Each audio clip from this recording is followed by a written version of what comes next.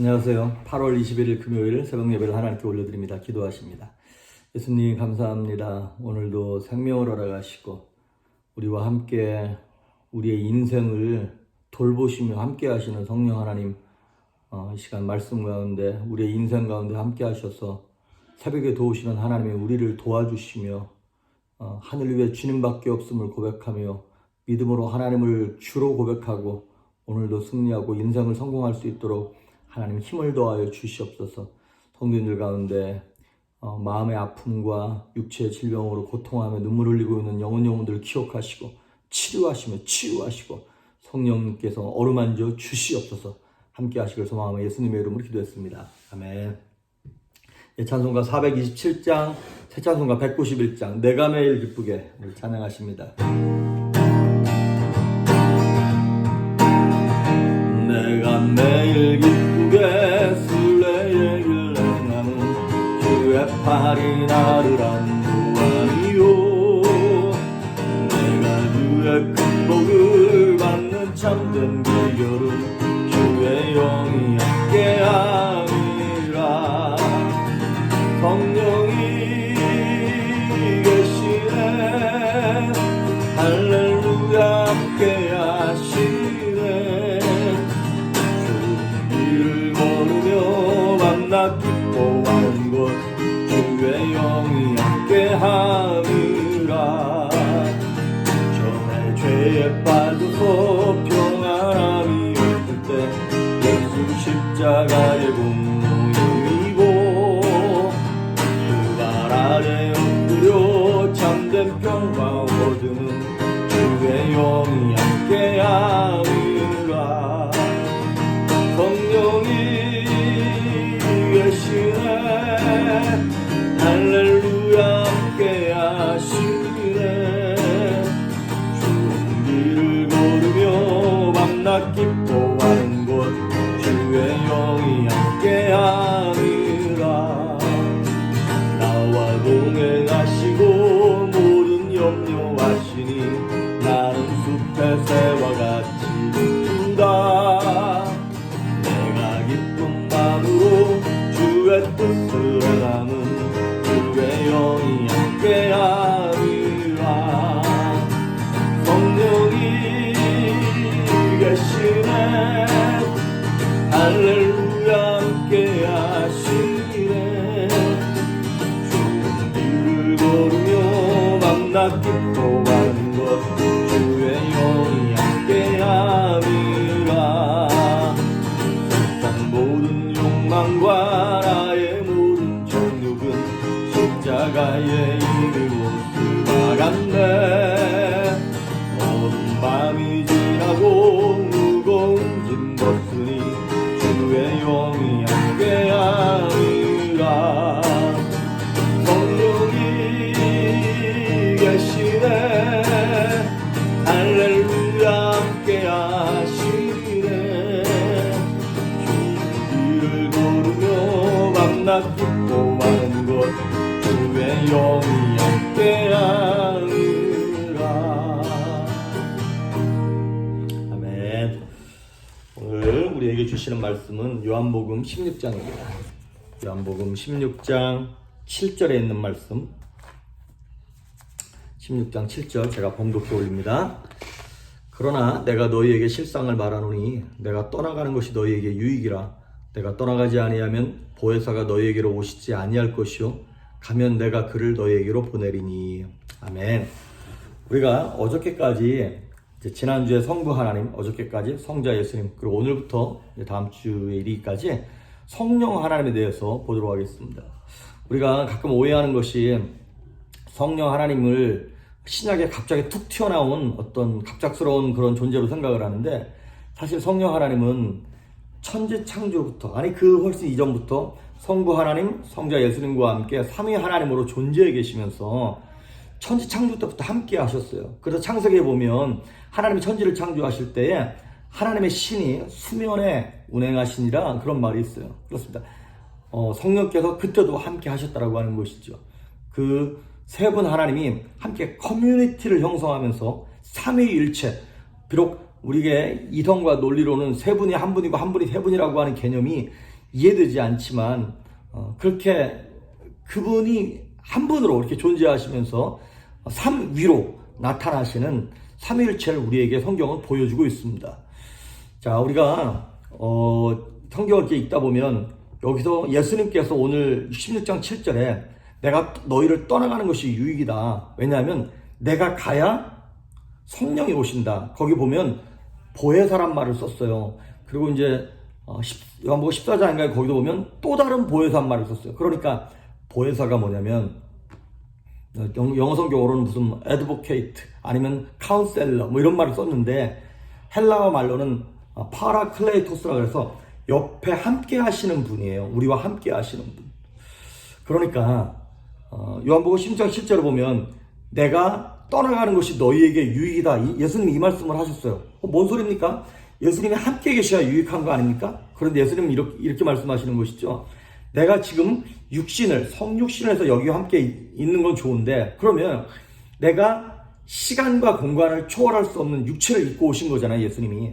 그러니까 예수님이 여기에 산라몬에 계시면 더블린에는 안 계신 거고 북가주에 계시면 남가주에는 없는 거고 그러니까 공간을 초월할 수 없는 예수님이잖아요. 그러니까 내가 가는 것이 유익이다. 가서 또 다른 보혜사, 나와 같은 다른 보혜사를 보내주겠다. 그러면서 그 성령이 오시면 그 성령 하나님이 내 안에도 계시고 당신 안에도 계시고 한국에도 계시고 미국에도 계시고 하시면서 우리와 함께 있으시겠다는 것이죠. 시간과 공간을 초월해서. 그래서 예수님이 말씀하시기를 보혜사란 말을 썼어요. 파라클레이토스란 말을 썼는데 이게 뭐냐면 옆에서 항상 같이 동행하면서 도와주는 코치인 거예요. 예를 들어서 제가 마라톤 선수예요. 그러면 코치가요, 이 마라톤 선수의 무슨 식단, 하루 스케줄, 운동량, 사생활 관리, 모든 거를 다 함께 합니다. 다 짜주면서 그 운동선수로 하여금 최고의 기량이 나와서 그 경기에서 승리할 수 있도록 그 운동선수의 분신과 같이 옆에서 돕는 그런 코치, 그분이 바로 성령님이다 이 말이죠. 근데 여러분 한시도 떨어지지 않고 돕고 계시지만은 경기는 누가 치르는 거예요? 내가 치르는 것이죠. 그런 것처럼 성령 하나님은 내가 이 땅을 경주를 하듯 달려가는 동안 나로 하여금 범죄에 빠지지 않고 다른 것에 허튼 생각하지 아니하고 믿음의 경주를 끝까지 잘할 수 있도록 내 삶을 처음부터 끝까지 돕고 계시는 최고의 명코치, 그분이 바로 성령님, 보혜사인 것입니다. 많은 사람들이 성령님을 무슨 에너지, 기, 아니면 무슨 귀신 같은 혼령 이런 정도로 생각하는데 그게 아니라 성경은 명확하게 얘기하고 있습니다. 하나님의 영이라는 거예요. 즉 하나님이라는 거예요. 성령님은 하나님이신 거예요. 인격이라 이 말입니다. 귀신 같은 존재가 아니라 인격이라는 것이에요. 근데 많은 사람들이 이제 성령님을 오해하는 거죠. 왜냐하면 가끔 성령 받아라 그러면서 무슨 불이 나가는 것 같고 엄청 바람이 부는 것 같고 예언을 하고 눈 뒤집어지고 성령 받으면 초자연적인 초월적인 역사도 일어납니다. 체험하지 못했던 4차원의 영적 세계를 경험하기도 하고 쓰러지기도 하고 방언을 하기도 하고 예언을 하기도 하고. 하지만 비록 성령께서 바람처럼 임하고 불처럼 임하시긴 하시지만 그 안에서 질서가 있습니다. 우리는 그걸 거룩한 무질서라 그러는데 질서가 없는 것 같지만 그 안에도 굉장히 평안하고 질서가 있고 인격이 있습니다. 정신 사납고 그런 게 아니라고 하는 것이죠. 그래서 성령 받으면 균형이 잡힙니다. 평안함이 임합니다. 경건함이 있습니다. 그래서 성령 체험을 제대로 한 사람들은 은사도 나타나지만 점차 인격이 훌륭한 사람으로 변해가는 것이죠. 근데 워낙에 이제 한국 교회 내에서 이상한 사람들 우리가 너무나 많이 봐왔죠. 은사가 많이 나타나는 목사님 주의 종인데 엄청 욕하고 거짓말하고 성적인 타락 있고 기도 많이 한다는 봤다고 하는 권사님들 기도원 원장님들 이런 분들 보시면 좀 이상해요. 그리고 지하철이나 시장 바닥에서 권사님들인데 대판 싸우고 그거 하나 더 갖겠다고 그런 모습을 보면서 저런 사람이 교회 다니고 저런 사람이 가는 천국이라면 나는 가기 싫다, 이런 생각이 들 정도로 인격이 뒷받침되지 않는 이기적이고 되게 이상한 사람들을 많이 우리가 봐왔습니다. 은사는 많은데 성숙하지 못한 것이죠.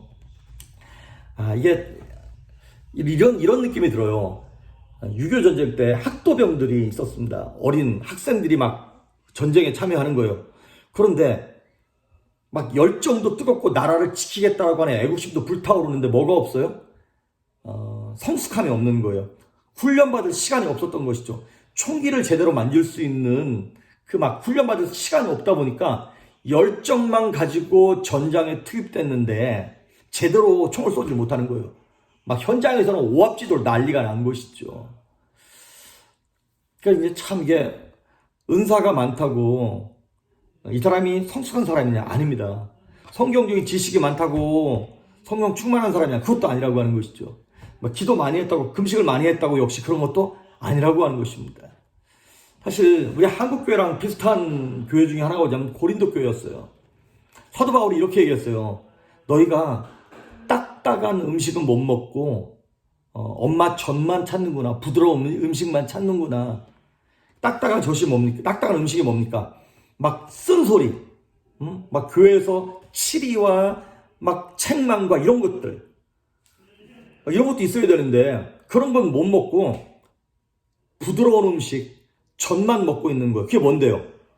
복, 위로, 뭐 사랑의 말씀, 이런 것들이에요. 근데 저는 이제 이게 우리나라의 문화적인 그 다음에 역사적인 것과 좀 이렇게 많은 연관이 있는 것 같습니다. 우리 대한민국이 5,000년 이제 옛날 우리나라 한민족의 역사가 5,000년 역사 가운데 강대국들에 휩싸여가지고 맨날 당하기만 했잖아요. 수많은 전쟁과 배고픔과 막 이런 것들 때문에 우리 민족의 성향 자체가 한, 두려움, 눈물, 간절함 막 이런 것들이 막 있는 거예요. 그러니까 옛날 뭐 고려시대 그 이전부터 시작해서 고조선부터 시작해가지고 뭐 고려시대 통일신라 막 조선 지나기까지 우리나라의 민족성 가운데는 막 절대자에 대한 간절함, 막 애통함 같은 것들이 우리의 DNA에 있는 것 같아요. 그런데 그동안은 그 절대자가 전부 다 귀신들이었고, 전부 다 그 잘못된 우상들이었죠. 그 잘못된 길로 가다가 드디어 하나님의 은혜 가운데 1907년도 8년도에 복음이 들어오고 부흥운동이 일어나기 시작하면서 100년이라고 하는 짧은 시간 안에 하나님의 은혜를 너무나 많이 주셨어요. 그리고 은혜를 주실 만큼 그 간절함, 애통함, 열심, 막 한국처럼 40일 금식기도 많이 하고 철야 예배, 새벽 예배 막 이런 기도 많이 하는 교회가 역사상 없습니다. 왜? 우린 너무나 간절하니까, 너무나 막 오랫동안 아팠고 한과 눈물이 너무나 많았으니까. 자, 그 은혜를 받은 건 괜찮았어요. 하나님께서 우리 민족을 불쌍히 여기셔가지고 막 이것도 주시고 저것도 주시고 은사와 선물과 막 그러니까 막 부흥이 됐는데 몸은 커졌는데 성장했는데 성숙함이 없었던 것이죠. 어린아이에게 이 사시미 칼처럼 너무나 잘 드는 칼을 준 거예요. 이거를 숙련된 그 셰프가 딱 들고 회를 썰어야 되는데 어린아이가 막 자기 마음대로 휘둘렀던 것이죠.